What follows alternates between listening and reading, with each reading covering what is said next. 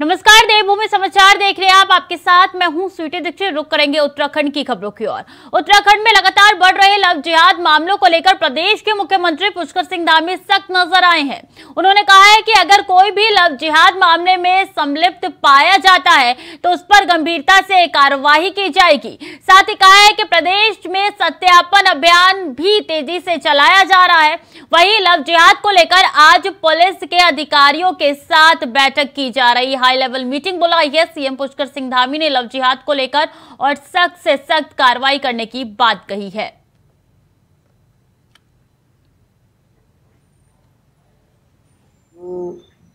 Love जिहाद के जो मामले आए हैं उस पर भी हमने सख्ती से जो है उसकी जांच, सख्ती से उस पर कार्रवाई इसके लिए पहले ही कहा है। और आज इस पर हम एक बड़ी बैठक भी डीजीपी पुलिस उनके सबके साथ करने वाले हैं।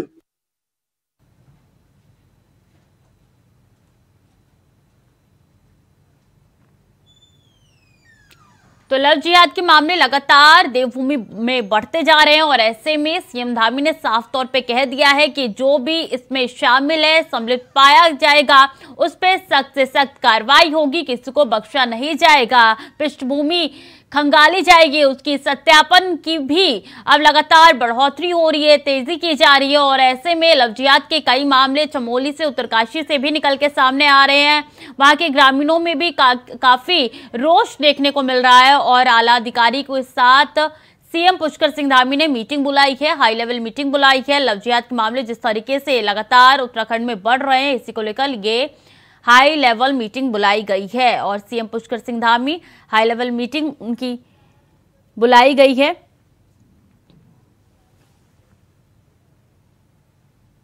हमारे साथ पूर्व विधायक भाजपा से केदार सिंह रावत जुड़ चुके हैं। बहुत स्वागत है आपका इंडिया वॉइस पर। जी धन्यवाद, नमस्कार। देखिए, लगातार लव जिहाद के मामले बढ़ते हुए नजर आ रहे हैं देवभूमि में। ऐसे में अब हाई लेवल मीटिंग बुलाई गई है। क्या कुछ और बीजेपी की तरफ से होने जा रहा है, सरकार की तरफ से होने जा रहा है, ताकि इस पे कंट्रोल पाया जा सके? देखिए, निश्चित रूप से माननीय मुख्यमंत्री ने इन घटनाओं का संज्ञान दिया है और वो संवेदनशील हैं इस मामले में, इसलिए वो अधिकारियों को उचित निर्देश दे रहे हैं, सख्त निर्देश दे रहे हैं कि इस तरह की घटनाएं फिर से न इनका दोहराया नहीं जाना चाहिए। इससे जो है बहुत गलत मैसेज जो है देवभूमि के जनता में जा रहा है। तो मुझे तो ये कहना है कि अधिकारियों को, प्रशासन को, पुलिस प्रशासन को विशेष रूप से ये निर्देशित किया जाए कि जो ये बाहर से लोग आ जाते हैं और वो अब किसी मिशनरी के तहत आ रहे हैं, किसी के सिखाए पढ़ाए में ये एक मिशन के तहत आ रहे हैं, ये एक कार्यक्रम के तहत आ रहे हैं, किस तरह से आ रहे हैं, इसकी गहन जांच होनी चाहिए। और बिना आधार कार्ड के, बिना परिचय के ऐसे लोगों के व्यापार करने पर या किसी अन्य काम धंधे के लिए जो है प्रवेश करने पर इनकी सख्त से सख्त निगरानी करनी चाहिए। उनके परिचय का जो है पूरा जो है उनको हवाला जो है लेना चाहिए अधिकारियों को। जो लोग इसमें सम्मिलित पाए जाएंगे केदार जी, उनके लिए तो सख्त कार्रवाई की बात कही जा रही है, लेकिन इसको रोकने के लिए, ताकि ये केस आगे बढ़े ना, देवभूमि का जिस तरीके से देवभूमि में इस तरीके की लव जिहाद की घटना निकल के सामने आ रही है, उत्तरकाशी की बात कर ली जाए या चमोली की बात कर ली जाए, लगातार यही घटनाएं निकल के सामने आ रही है, रोकने के लिए क्या कुछ करेगी सरकार? क्योंकि सख्त से सख्त कार्रवाई तो हो जाने की बात है, लेकिन उससे पहले के लिए क्या कुछ कार्रवाई सरकार की तरफ से की जाएगी? मैं वही कहना चाह रहा हूँ कि मैं भी माननीय मुख्यमंत्री से अब शायद कल परसों में ही उत्तरकाशी का उनका दौरा भी है, तो उनसे आग्रह किया जाएगा कि अधिकारियों को एक तो जो है क्या इसके तहत कोई षड्यंत्र है, कोई कार्यक्रम है, कोई निश्चित मंशा और मकसद है कि कुछ लोगों को भेजा जा रहा है। ये बहुत गहन अध्ययन का विषय है कि कहाँ से भेजा जा रहा है या कोई कॉकस है, इसको जो है इसको रिवील होना चाहिए, इसको सरकार को, अधिकारियों को निर्देश देना चाहिए और इसकी जो है जांच, गहन जांच होनी चाहिए, ताकि ये बड़े स्तर पे अगर इस तरह का वो हो रहा है, अभी तो ये हो अल्लाह मच रहा है कि लव जिहाद है, ये है, लेकिन क्या है इसमें वास्तविकता क्या है, इसकी जो है सच्चाई सामने आनी चाहिए और कड़ी से कड़ी कार्रवाई फिर की जानी चाहिए। जो इनके आका हैं, जो जहाँ से ये प्रोग्राम बन रहा है, ये चल रहा है।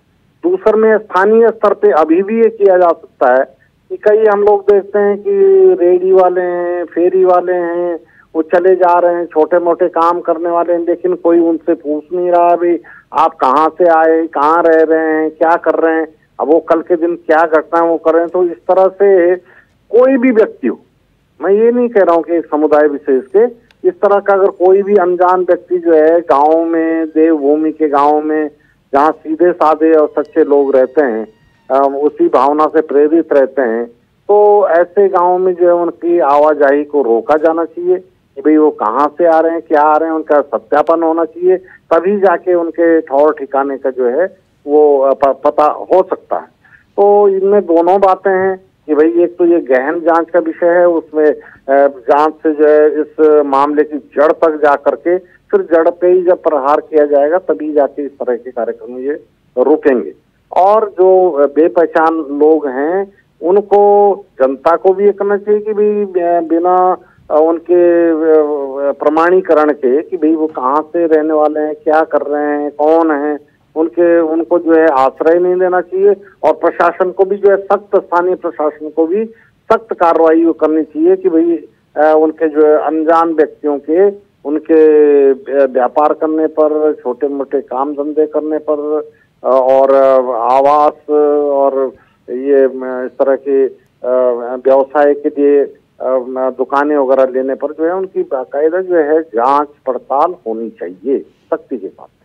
मतलब आप कह रहे हैं कि इस पे सख्त से सख्त कार्रवाई होगी, जांच पड़ताल भी होगी, लेकिन दूसरी तरफ देखिए कांग्रेस लगातार निशाना साध रही है बीजेपी पर। वो कह रही है कि प्रोपेगेंडा फैलाया जा रहा है। 2014 से पहले इस तरीके के लव जिहाद के मामले क्यों नहीं सामने आते थे, अब अचानक से क्यों लगातार लव जिहाद के मामले सामने आने लगे हैं?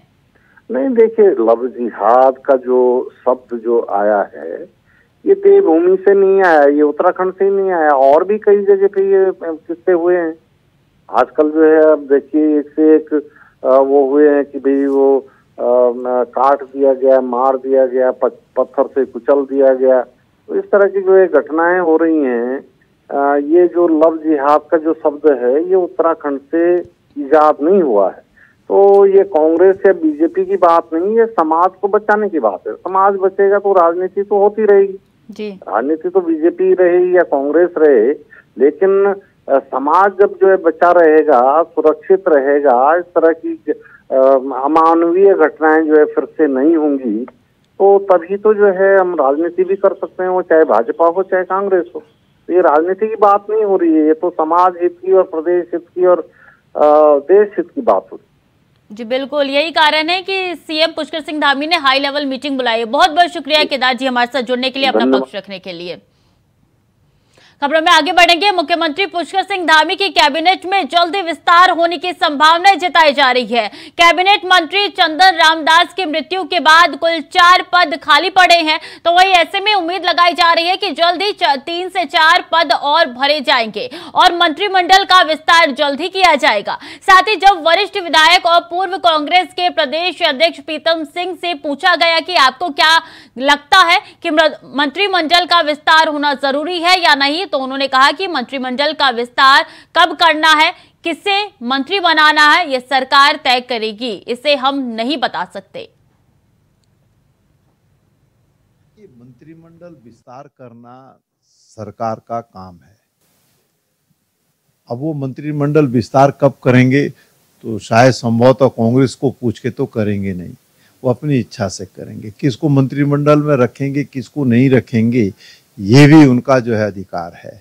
हाँ, ये जरूर बात कहना चाहता हूँ कि मंत्रिपरिषद में जिन लोगों पर तमाम तरह की बातें उठी हैं, तो ऐसे लोगों को पहले तो स्वतः ही जो है मंत्रिपरिषद छोड़ देना चाहिए, और अगर नहीं छोड़ते हैं तो अब ये भाजपा है, बहुत बड़ी बड़ी बातें करते हैं, बहुत बड़े बड़े लोगों को जो है ये रास्ता दिखाने की बात करते हैं। अब देखें क्या निर्णय लेती है। पूर्व मुख्यमंत्री त्रिवेंद्र सिंह रावत के बयान पर बीजेपी बटी नजर आ रही है, जहां बीजेपी वाले ही उनके बयान पर बटे नजर आ रहे हैं। आपको बता दें कि बीजेपी के प्रदेश मीडिया प्रभारी मनवीर चौहान त्रिवेंद्र सिंह के बयान का समर्थन कर रहे हैं, तो वहीं बीजेपी के प्रदेश प्रवक्ता वीरेंद्र बिष्ट रावत के बयान को खारिज करते दिखाई दे रहे हैं। उनकी माने तो बीजेपी के लिए गोडसे कभी देशभक्त ही नहीं थे। आदरणीय त्रिवेंद्र सिंह रावत ने जो कहा है, निश्चित रूप बिल्कुल सही कहा है उन्होंने कि वो महात्मा गांधी की हत्या गोडसे ने की है, तो उस बात का भी वो समर्थन नहीं करते हैं और न ऐसे विचारों का समर्थन करते हैं। उन्होंने कहा उन्होंने देश की आज़ादी के आंदोलन में गोडसे ने बढ़-चढ़ अग्रणी रहे हैं, तो निश्चित रूप से उनके अंदर राष्ट्रभक्ति की भावना भी रही होंगी, इसलिए उन्होंने इस अर्थ में उसको कहा होगा। देखिए, भारतीय जनता पार्टी के लिए नाथूराम गोडसे कभी देशभक्त नहीं रहे हैं, ये सारी दुनिया जानती है। अब उन्होंने किस संदर्भ में वो बयान दिया है, बयान क्या था, उसकी वास्तविकता क्या है, ये वही बेहतर बता सकते हैं।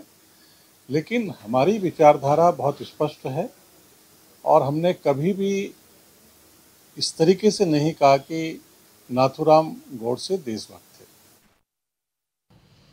चमोली बद्रीनाथ मंदिर की छत पर चांदी की परत चढ़ाई जाएगी। इसके लिए शासन ने बद्री केदार मंदिर समिति को इसकी सहमति दे दी है। आपको बता दें कि बद्रीनाथ मंदिर को दिव्य और भव्य रूप से संवारने के लिए 425 करोड़ की लागत से मास्टर प्लान का काम चल रहा है।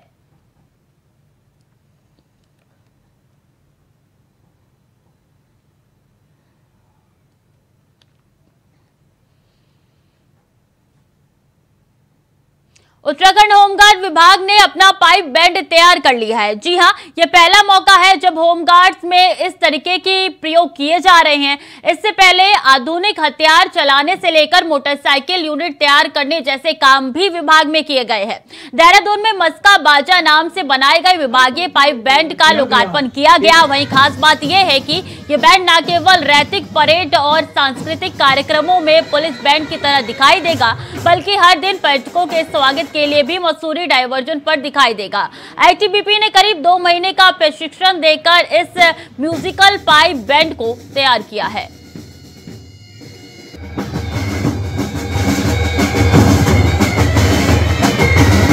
जिसमें पाइप बैंड टीम द्वारा इनका शेड्यूल रहेगा, ये 5 बजे से 8 बजे तक आपको रोज यहाँ पे मसूरी डायवर्जन पे अपनी उपस्थिति ये लोग दर्ज कराएंगे।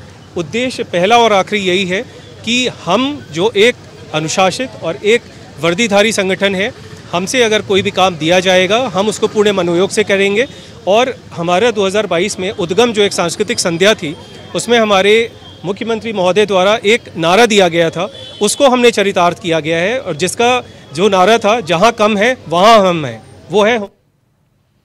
और देहरादून के नैनीताल जिले के दौरे से लौटे सचिव स्वास्थ्य आर राजेश कुमार तभी दोनों ने बताया कि कुमाऊं मंडल के दौरे के दौरान अस्पतालों में तमाम प्रकार की खामी दिखाई दी है, जिसको लेकर अधिकारियों कर्मचारियों को तत्काल व्यवस्था दुरुस्त करने के निर्देश भी दिए गए। और बताया कि नैनीताल जिले के बीडी पांडे अस्पताल का उनके द्वारा निरीक्षण किया गया, जिसमें साफ सफाई का विशेष ध्यान रखे जाने के निर्देश दिए गए। साथ ही डॉक्टरों की कमी को भी जल्द से जल्द पूरा करने के निर्देश दिए गए हैं। अस्पताल नैनीताल का भ्रमण मेरे द्वारा किया गया। मेरे द्वारा ये इंस्ट्रक्शंस जारी किए गए हैं कि हॉस्पिटल की साफ सफाई जो है मेंटेन किया जाए और एक आध जो मशीन्स जो नॉन फंक्शनल थे उसको भी जल्दी ठीक करने के लिए बताया गया। देहरादून के एसएसपी ने आईएमए में 10 जून को आयोजित होने वाली पासिंग आउट परेड को सकुशल संपन्न कराए जाने को लेकर किए जा रहे सुरक्षा इंतजामों एवं यातायात व्यवस्था का स्थलीय निरीक्षण किया। इस दौरान उन्होंने आईएमए के संबंधित अधिकारियों के साथ चर्चा भी की। साथ ही संबंधित पुलिस कर्मियों को व्यापक रूप से चेकिंग और सत्यापन अभियान चलाए जाने के निर्देश दिए।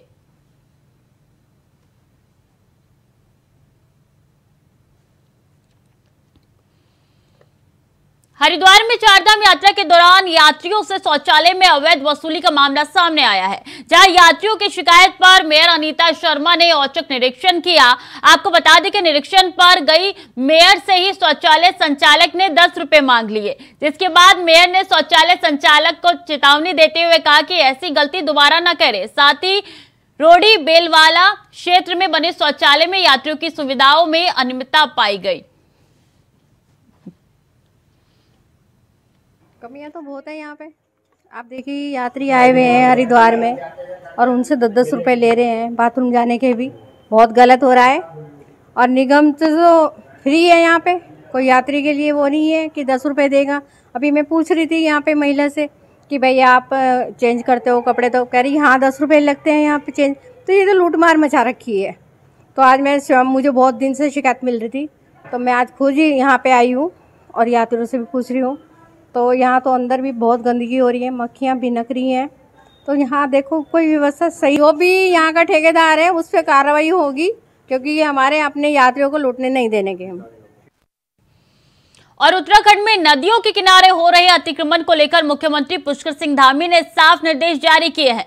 आपको बता दें कि सीएम धामी ने अतिक्रमण को एक गंभीर विषय बताया है और कहा है कि इसे किसी भी कीमत पर बर्दाश्त नहीं किया जाएगा। साथ ही साथ नदियों के किनारे सालों से रह रहे लोगों के नियमितीकरण के लिए कैबिनेट में एक समिति का गठन किया और कहा है कि जिन लोगों ने जबरन कब्जे किए हुए हैं वो खुद ही अपने कब्जों को हटा ले, अन्यथा उनके विरुद्ध कड़ी कार्रवाई होगी और सरकार उनके अवैध कब्जों को हटाकर ही मानेगी।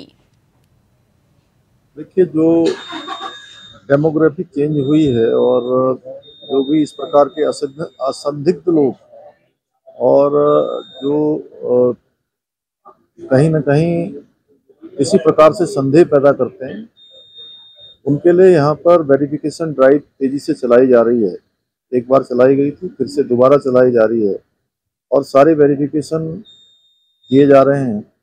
कोई भी अगर संदिग्ध पाया जाता है, संदेह जिसके ऊपर होता है, तो उसकी पूरी जांच होगी और जांच में कहीं भी पाए जाने पर सख्त कार्रवाई भी होगी।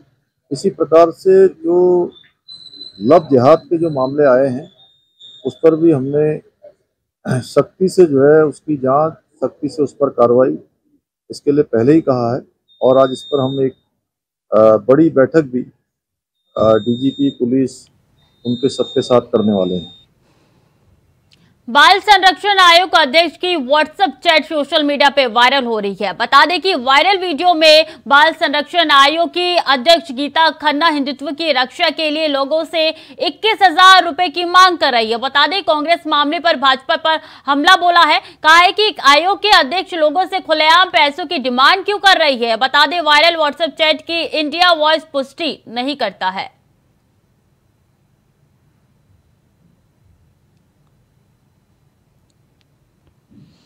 तो ये चैट वायरल हो रही है, ऐसे में कई सवाल खड़े हो रहे हैं। बाल आयोग की अध्यक्ष की ये चैट वायरल हो रही है जो आपके टीवी स्क्रीन पर नजर आ रहे हैं। 21,000 रुपए इनके द्वारा मांगे जा रहे हैं ताकि हिंदुत्व की रक्षा हो और ऐसे में कांग्रेस अब बीजेपी पर हमलावर है। हालांकि इंडिया वॉइस इस चैट जो कि वायरल हुआ है उसकी पुष्टि नहीं करता है। बाल आयोग की अध्यक्ष की ये चैट वायरल हो रही है, सोशल मीडिया पे तेजी से वायरल हो रही है। कांग्रेस लगातार हमलावर है। कांग्रेस सवाल पूछ रही है कि आखिर उनके द्वारा क्यों पैसों की मांग की जा रही है आम जनता से।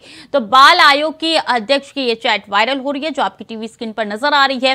हिंदुत्व रक्षा के लिए उनके द्वारा 21,000 रुपए लोगों से आमजन से मांगे जा रहे हैं और ऐसे में इंडिया वॉइस इस चैट की पुष्टि नहीं करता है जो कि वायरल हो रही है। तो बता दें कि बाल आयोग की अध्यक्ष है जिनका चैट वायरल हो रहा है, उनकी तरफ से साफ तौर पे कहा जा रहा है कि हिंदुत्व की रक्षा के लिए 21,000 रुपए उनको दे और ये इसका स्क्रीनशॉट भी वायरल हो रहा है। तो बाल आयोग की अध्यक्ष का चैट वायरल हो रहा है और ये वही चैट है, ये वही स्क्रीनशॉट है जो आपके साथ साझा कर रहे हैं। हालांकि इंडिया वॉइस इसकी पुष्टि नहीं करता है। कांग्रेस लगातार हमलावर है। कांग्रेस का कहना है कि आखिर क्यों उनके द्वारा खुलेआम पैसों से पैसे मांगे जा रहे हैं आम जनता से।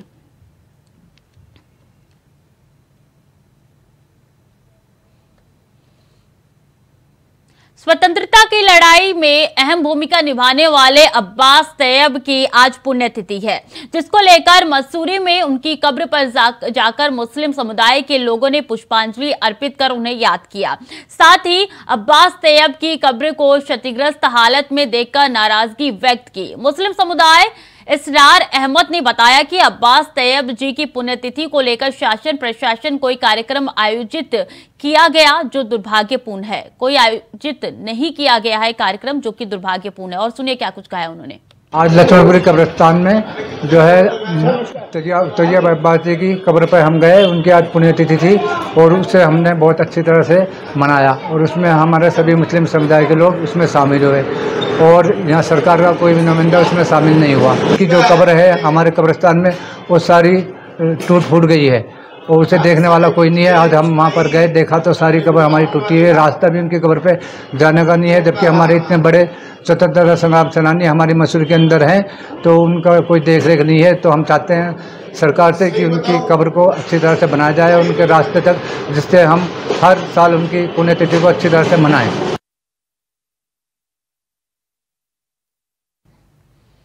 अगली खबर खाटिमा से है, जहां उधम सिंह नगर जनपद की सीमांत कोतवाली खटीमा में जमौर रेलवे क्रॉसिंग के पास मिला अज्ञात युवक का शव बरामद हुआ है। जानकारी के मुताबिक शव 2 से 3 दिन पुराना है। वहीं मौके पर पहुंची फॉरेंसिक टीम मौके पर पहुंची और सबूत जुटाए।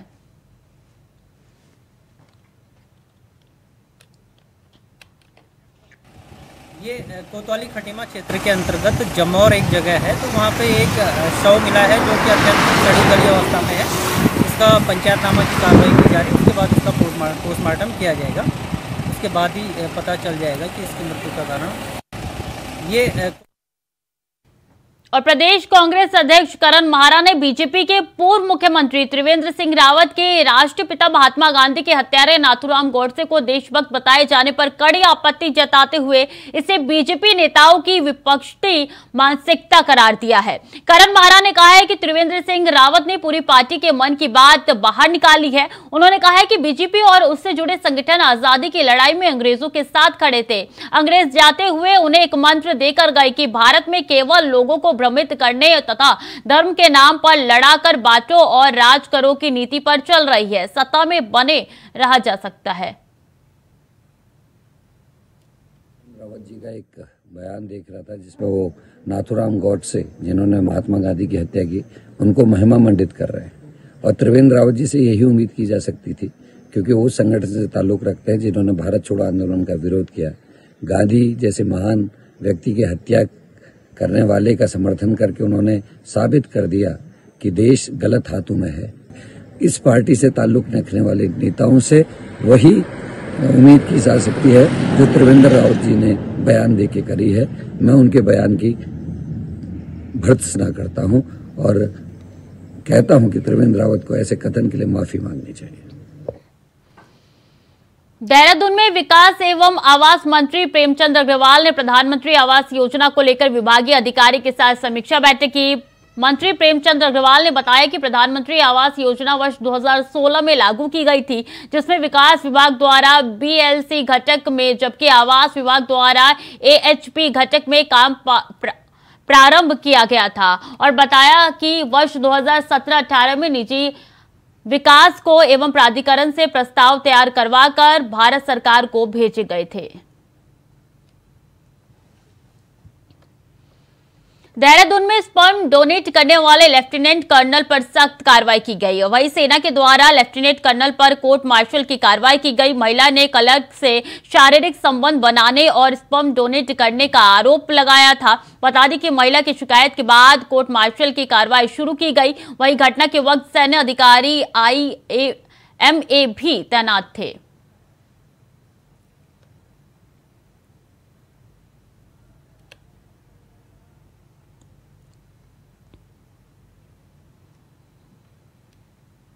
उत्तराखंड में आए दिन लव जिहाद के मामले देखने को मिल रहे हैं, तो वहीं आज बडकोट से एक लव जिहाद का मामला सामने आया है, जहां यूपी के मुजफ्फरनगर से विशेष समुदाय के एक युवक द्वारा 2 नाबालिग बहनों को भगाकर अपने साथ ले जाने का आरोप लगाया है। आपको बता दें कि उत्तरकाशी जिले में 10 दिनों के भीतर दूसरा मामला सामने आया है। तो दूसरी तरफ किशोरियों की मां ने उक्त युवक के विरुद्ध आराकोट पुलिस को लिखित तहरीर दी है। फिलहाल पुलिस ने मामला दर्ज कर मामले की जांच में जुट चुकी है।